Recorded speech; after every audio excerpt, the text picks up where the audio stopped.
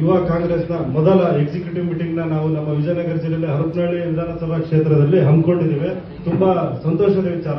ಯಾಕಂದ್ರೆ ಈ ಒಂದು ಕ್ಷೇತ್ರದಿಂದ ನಮ್ಮ ದಿವಂಗತ MP ಪ್ರಕಾಶ್ ಸಾಹೇಬರು, MP ರವೀಂದ್ರ ಸಾಹೇಬರು ಪ್ರತಿನಿಧಿಸ್ತಕ್ಕಂಥ ಕ್ಷೇತ್ರದಲ್ಲಿ ಇವತ್ತು ನಾವು ಮೊದಲೇ ಸಭೆಯನ್ನು ಹಮ್ಮಿಕೊಂಡಿರೋದ್ರಿಂದ ನನಗೆ ಬಹಳ ಖುಷಿ ಆಗ್ತಾ ಇದೆ.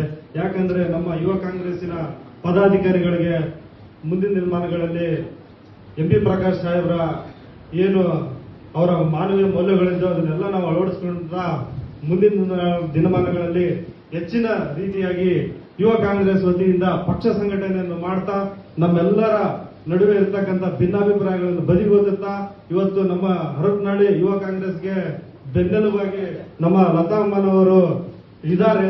ಅವರ ಮಾರ್ಗದರ್ಶನದಲ್ಲಿ ಮತ್ತು ನಮ್ಮ ವಿಜಯನಗರ ಜಿಲ್ಲಾ ಯುವ ಕಾಂಗ್ರೆಸ್ ಅಧ್ಯಕ್ಷರಾದಂತಹ ನಮ್ಮ ಅಣ್ಣನ ಸಮಾನಾದ ಅಶೋಕ್ ನಾಯಕ್ರವರು ನಾವು ಏನೇ ಯುವ ಕಾಂಗ್ರೆಸ್ ಕಾರ್ಯಕ್ರಮ ಮಾಡ್ತೀವಿ ಅಂತ ಹೇಳಿದ್ರೆ ನೀವು ಮಾಡಿ, ನಾನು ನಿಮ್ಮ ಹಿಂದೆ ಇರ್ತೀನಿ ಅಂತ ಹೇಳಿ ಅವರು ನಮ್ಮೆಲ್ಲ ಯುವ ಕಾಂಗ್ರೆಸ್ನ ಸಭೆ ಸಮಾರಂಭಗಳು ಮತ್ತು ಪ್ರತಿಭಟನೆಗಳಿಗೂ ಸಹಕರಿಸ್ತಾ ಇದ್ದಾರೆ.